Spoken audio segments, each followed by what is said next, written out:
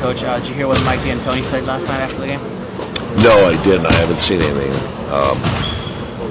But I think when he thinks it over, you'll find out that it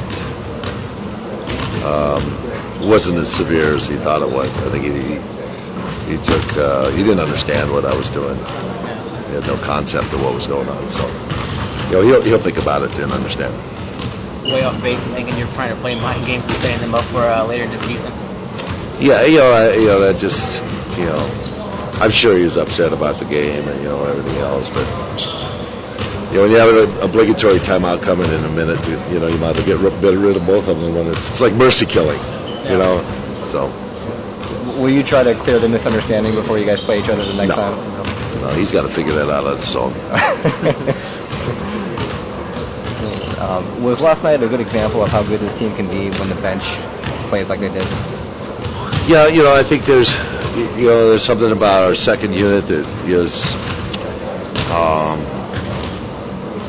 really gives me a lot of hope that they can kind of hang in there and give us a lift. And on Tuesday against Houston, they really didn't get themselves going. Perhaps they didn't get in the game at the right time. Some of the matchups were difficult.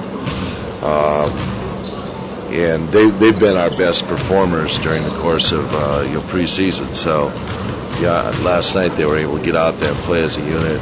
And the end of the first and the beginning of the second period, that really helped us. What's going on with you and D'Antoni? He was upset about the timeout.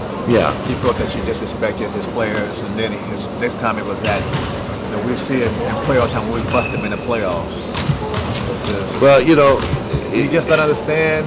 No, he'll understand today. When he looks at it, he'll figure out that there's obligatory timeout coming. But little emotion behind something that seems so innocuous. Yeah. Well, gave me a better understanding perhaps of him. Which is. Well, that his immediate response was to think it was about him and about his team. Talk about Vladimir's performance. Is that kind of what the reason you brought him to the team last year? Well, we know he's that kind of a player, that he's a streaky player. He had 2 games last year where he really showed that in demonstrative way like he did last night. But that was 2 among 30 or so before he was injured. Last year he started off the season with an injured broken hand or torn tendon, was it? It wasn't broken, it was torn tendon. And so he never got on track until a month into the season. And then we had a couple games like that, one against Minnesota up in Minnesota, and a game here at home where he has that ability to shoot the ball extremely well from range. And that's the kind of thing that can happen with him, and that's one of the explosiveness that gives us a way to break open a game. How does the game change now for Phoenix going to play Utah tomorrow? Well, Utah's an interior team. They're going to take a few three-pointers in the ball game. They're not going to have that outside threat that they're going to break you down and leave the middle open. They make the middle their game, and they get layups, and so it's entirely different defense. Before you're defending the three-point line and screen rolls, this is a team you got to defend the basket. You got to be defending the paint all the time. I think they started out the game that I was watching against Houston. With the first 18 points were all layups or interior shots. And against a team that has Yao Ming on the inside, you think that's kind of unusual. But this is a team that they want to get things inside. They want to do things around the basket. Is there a sense that the Phoenix victory won't mean as much if you don't come out and do well against Utah?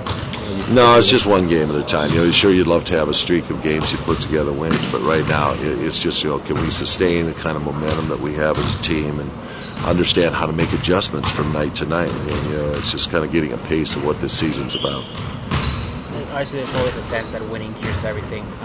Is that how you guys might deal with the Kobe Bryant situation better? As you know, there's not a lot of Kobe talk today after a win.